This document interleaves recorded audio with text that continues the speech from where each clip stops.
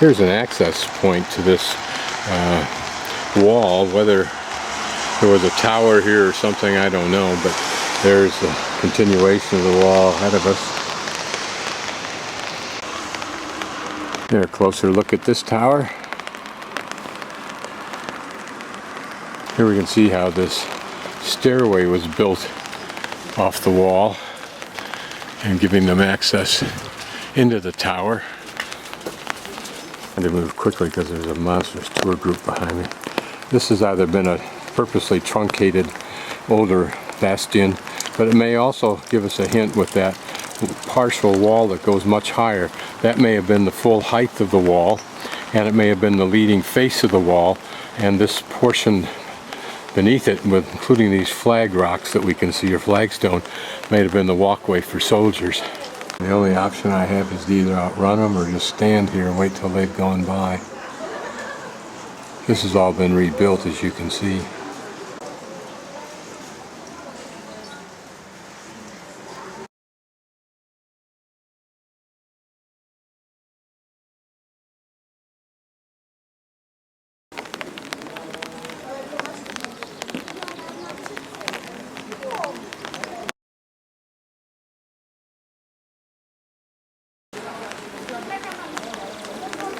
So this is the lower gate in Bardejov. Bardejov, I believe, was an outside tower, or whatever you want to call it, that was outside the main walls and defended, I believe, an entrance gate, but not necessarily always, I don't think. It served several functions, I think, one of which was to confuse the enemy and get the enemy in a crossfire, which we'll see in just a moment. So that as the enemy here attacked this main wall, for example, they were in turn being attacked from the side in a crossfire. Notice that the wall is a double wall at that point. Behind me is the train station. Here is this entryway in Bardejov, and we're of course pretty confident that this is a moat, and that's a bridge that would go across an earlier moat. And that's giving us further evidence that this wall that we see just one of here did form part of a moat that we saw the two walls for early on. Now whether they channeled their river through here or not, I don't know. Would make sense if they could. Here we have a nice shot of the large bastion way down there. Now then a couple more towers, and then here this gate and Bardejov, and there the bridge, and beyond that the church in the center of the square. Here an interesting and pretty sculpture that looks like the hands and the face are of wood.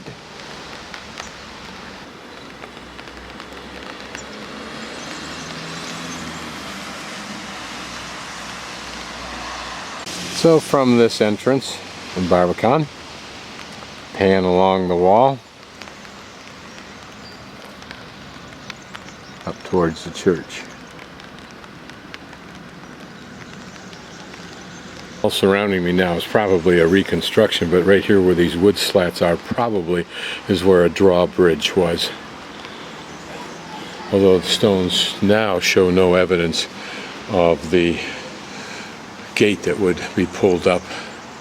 This whole town is pretty. It's fun to walk around towns like this. And now we'll go up the stairs and walk along the reconstructed wall. Move the camera through the arc that you would have for firing to protect this wall and the lower corner wall. Currently down below us is where the tour buses disgorge. We'll just pan across here just to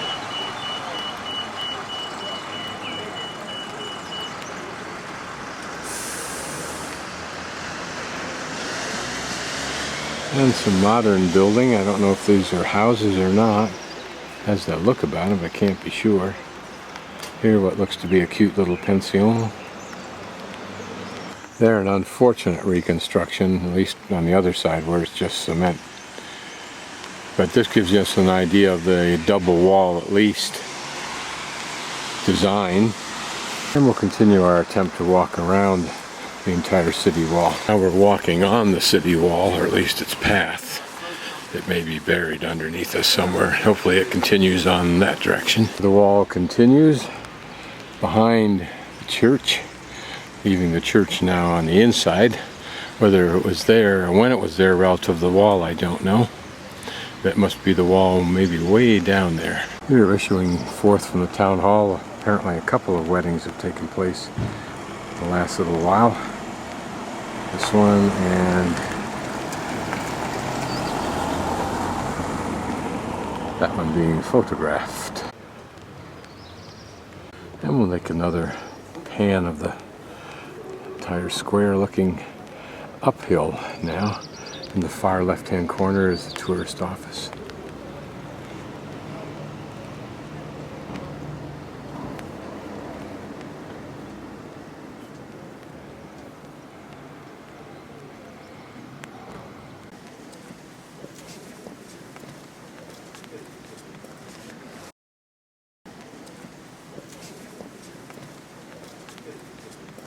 That's apparently this larger bell.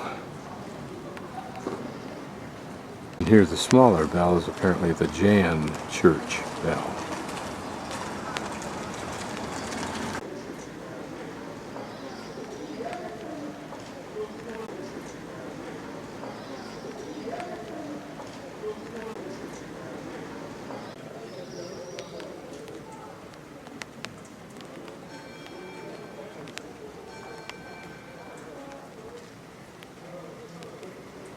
As I've been told by a couple of different Slovakians, family is very, very important. Family, and next is your home. So you spend your money and your energies on and with your family, not so much on travel or other kinds of niceties. Yeah, I've circumvented the church, which is on the inside of the wall, so I could follow the walls on the inside. From this tower corner, if you will, of the wall, and continuing on our walkway past that beautiful fountain I photographed last night. Here another tower, and we can see two more walls. Again, those walls probably defensive but also enclosing the moat, and then the wall is interrupted by this building, I presume. Here another break in the wall, but we can see where its path goes, and there ahead of us is a tower. At some point in time we should be back up at the top of the square. Here another building that's interesting just outside the walls. I am guessing it's a school, although I can't be sure why I think that's the case. Again, we can see the design of the wall with the thinner outer wall and a walkway for the soldiers to fire from. And again, these towers, probably each of them named for the guild that was responsible for their care. For the guild that was responsible. There we can see the wall exiting that tower, coming in on my right, past us. And there we pick it up again, along with one of its side walls for the moat. It probably passes through that yellow building and ties into that rebuilt tower, and that's where I took my first video, and we were able to pick up this church. Apparently this is going to be, or was, or will be redesigned as a park. Now it's closed off. Just outside of that park that's being rebuilt is this little parklet. So this should be a very, very nice area, particularly if that's a school or administrative building, and there with apartment houses. So folks could stroll over here and spend some relaxing minutes. And here, crossing the street so we can get a little bit better view of this pretty church. Across the street from it is still another little park. It seems to range on a little bit further. Remember, I think that the multiplicity and beauty of parks defines the city in some respect. And here we approach the front of a rather large, bland church, but there the steeple that we had seen earlier on today when we were looking at that tower.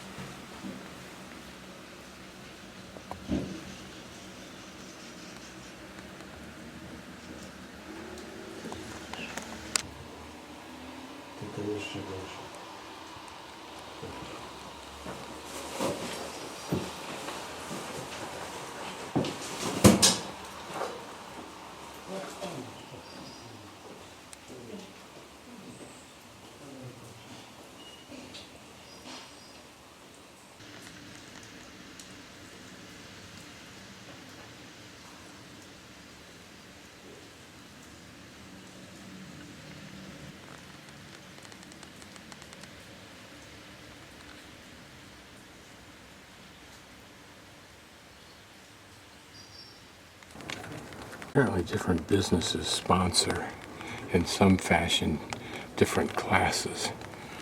And they shoot this poster and place it in individual windows. It's interesting to look at the names. Hofko, Betka, Dian, Janka, Mato, Mara, Miska.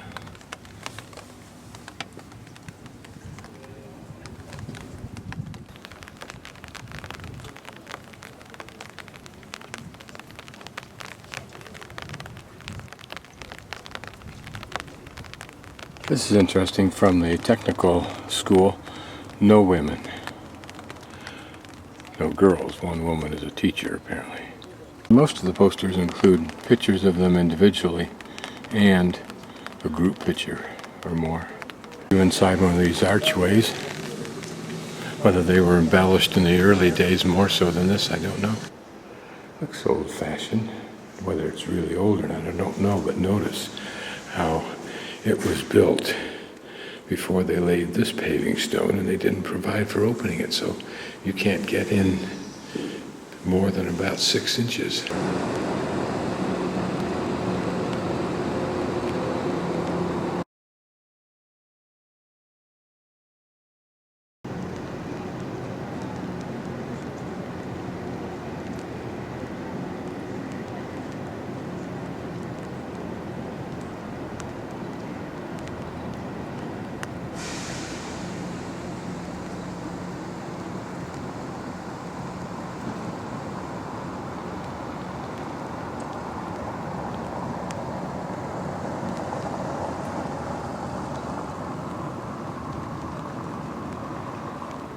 And notice here a couple of large water sources, but whether they were drinking fountains or one significantly larger than the other.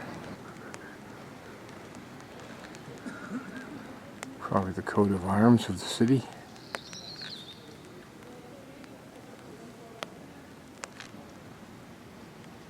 Some of these homes or buildings date from the Renaissance period. It would be the 14th, 15th, 16th century. And this may be an example of that same era.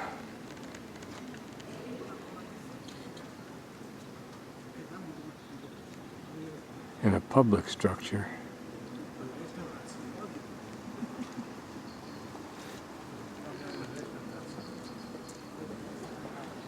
Well, it looks like it was a planned nest for one of the large birds.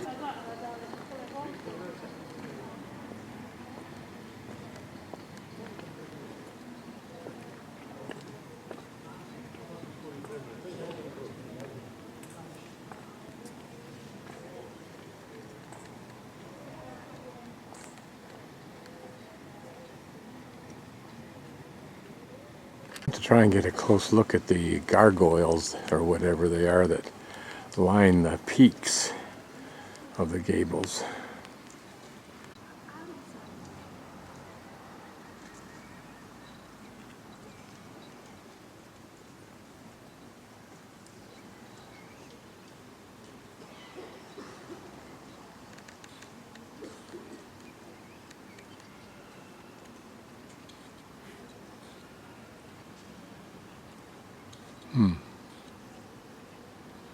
Looks like they alternate every other one with a figure of some sort.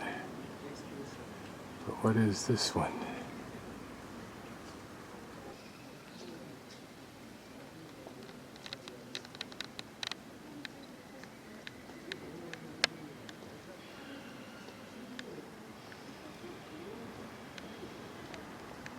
It's dated 1510 or 1519.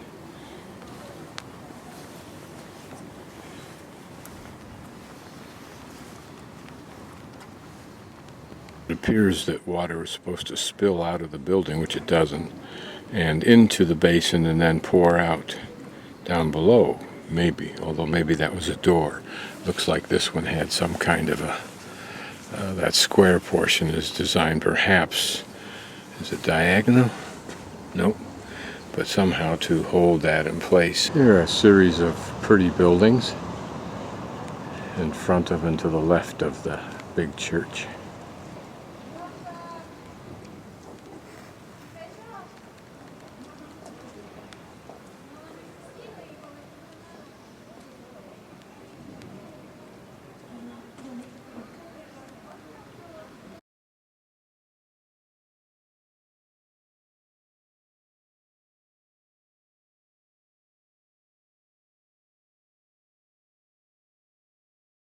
It may have been a cistern or it may have been an early well. There are a couple of interesting facades, and then I'll move the camera up to look at another one more so.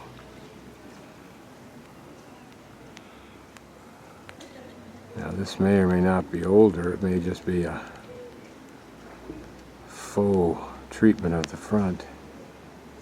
This is apparently one of the main entrances at one time into the city hall.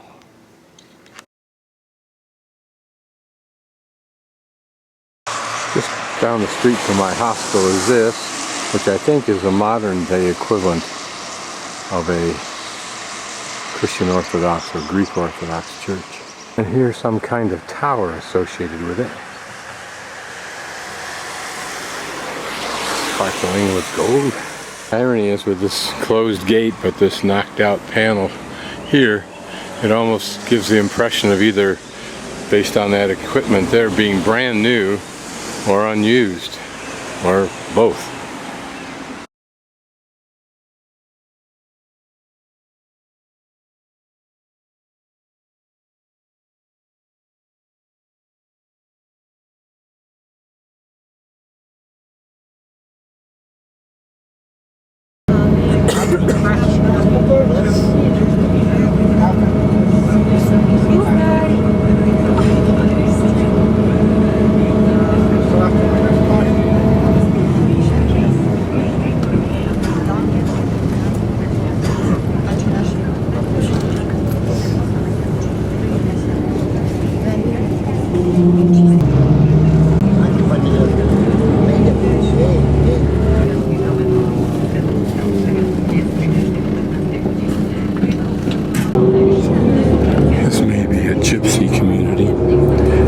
Tattered and ratty, but that may be prejudicial.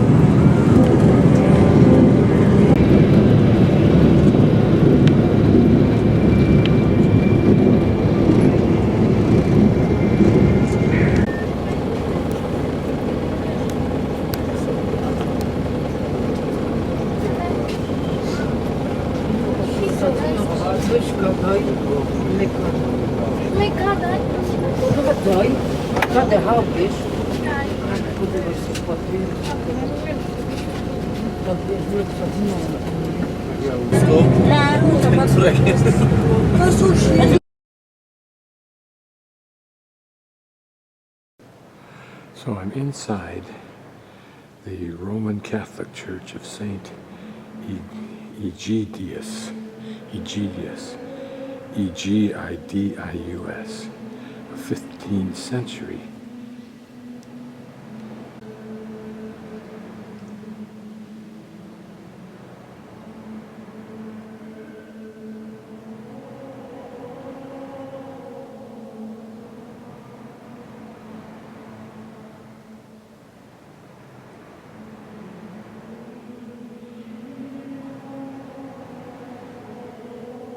And here the right aisle. Notice that very elaborate pulpit. And also notice the substantial and well-carved pews that include this fanciful character. Is it lion, hippopotamus? The original church used to be part of the Cistercian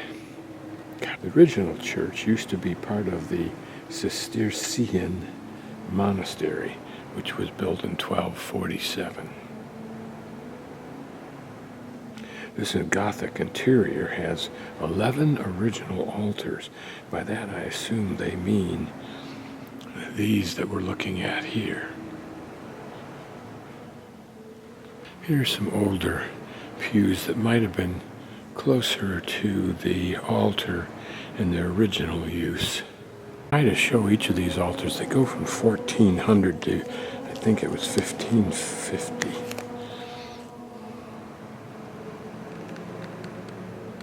And I don't think these altars are ones taken from some of the other wooden churches in order to protect them, I suspect.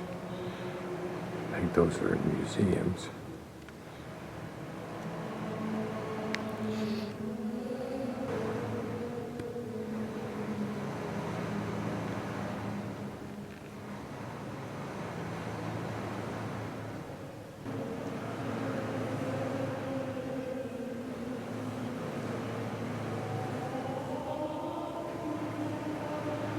Here a modest altar.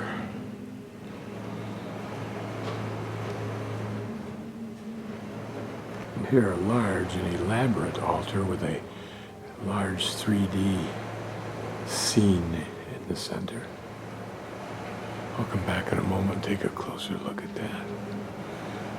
It's interesting how, if that's Jesus, he's portrayed as a warrior. Now let's drop down, take a closer look at this. We'll start in the corner of this panel right here. Move about.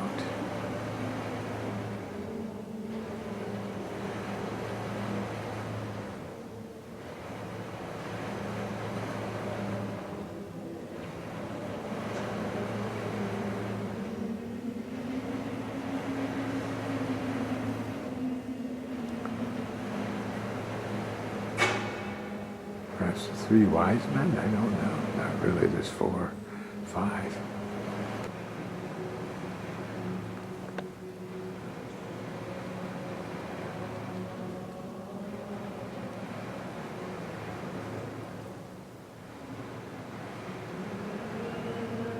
Very detailed.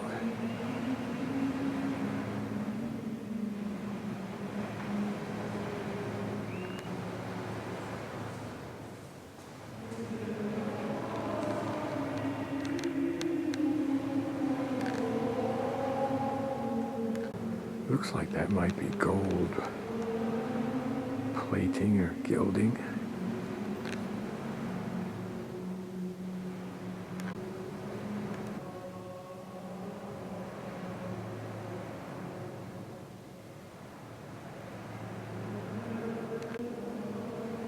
Always love stained glass, don't we all?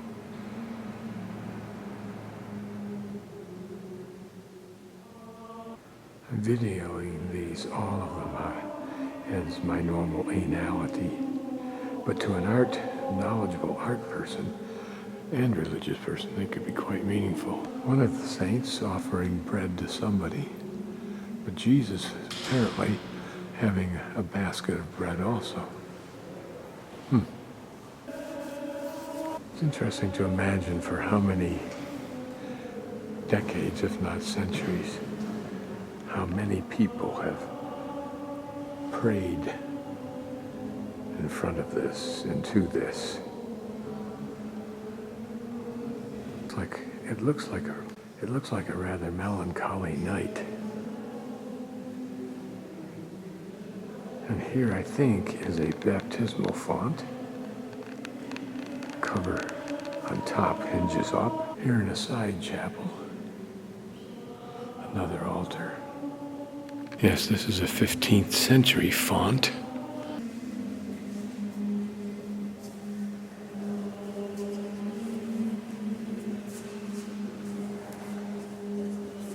And here a magnificently large altar. I say that as a ignorant non-believer.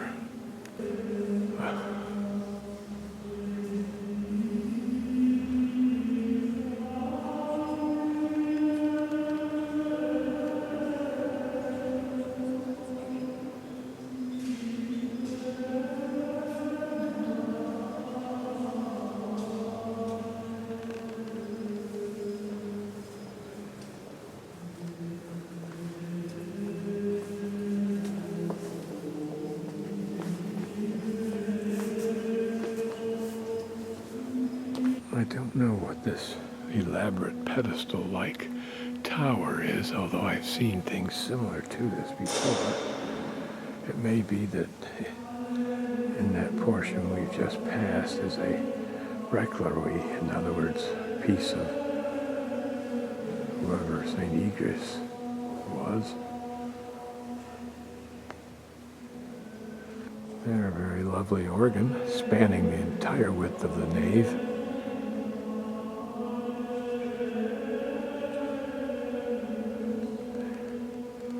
Some elaborate type of tower on top of those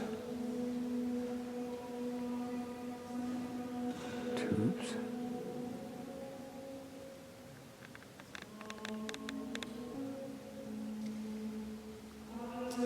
Here's some lovely carving on the lead pews or front pews. These are panels probably taken from earlier altars. Whether they were altars here or not, I don't know.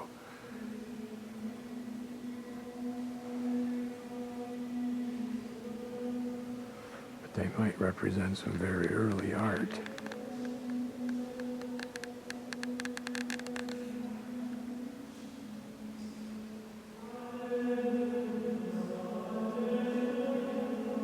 Coming down from that large rose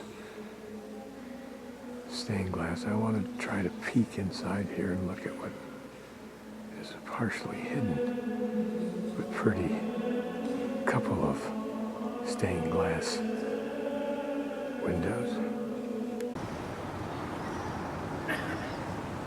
This is a statue of St. Florian, erected in memory of a great fire that occurred in 1774. I don't know what that connection is. And this was a cistern or a tank, a water tank. This was called the Wine House, and in 1432 it was the town pub. This was the town well, dug in the early 18th century, in other words, early 1700s somewhere. And its depth was originally 23 meters.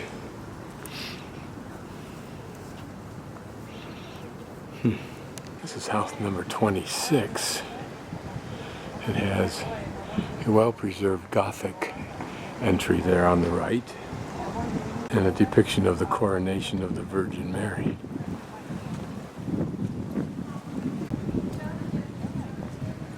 Just up the street from the Great Bastion, or what's called on the brochure the Thick Bastion, don't know if that's a incorrect translation, is house number 10, and this is where the executioner lived, just by way of frontal view of the 5-tiered Great Bastion, or Thick Bastion, and its smaller bastion here.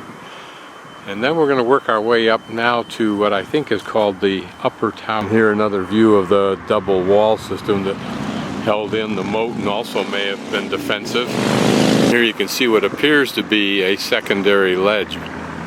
Okay, this is apparently the upper gate, but it looks more to me, until I get over there I guess, as though it's simply a bridge over the moat. Now again, that makes sense too, except that it's orientated incorrectly, I think, for the wall, which runs in the same direction from left to right behind us, over in that building with the red roof is, behind the green building.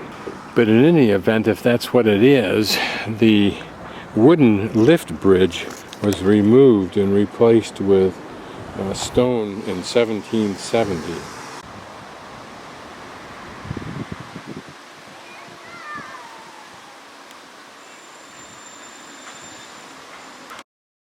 We can see that this is a rounded area here. And here, of course, is a bridge. What's curious is that the wall runs over there. So I can't see how this all fit together. Unless the moat twisted from going from left to right there and came towards us under the bridge, and then angled down around to the left and down the hill through those two walls that we saw, which go to the left. So this is all that we can see of a medieval lamppost that was on the site where criminals were executed in the 16th and 17th century. Presumably behind that barricade fence is a cemetery. So to solve this riddle, the wall comes from the left, goes to the right, hits that tower, and then makes a right turn and comes right straight across here. So this would have been the original gate somehow. And we can see the rounded portion for that. And where I'm walking right now, somewhere one time in the 17th century, was a wooden lift bridge. So from this tower, you see some excavation work going on. So there was more in this area here than just that wall. Now we're looking across it, the bridge we just crossed over, and looking at what would have been the moat. And here a moat wall. Apparently it goes down quite deep if we base it on the archaeologist diggings.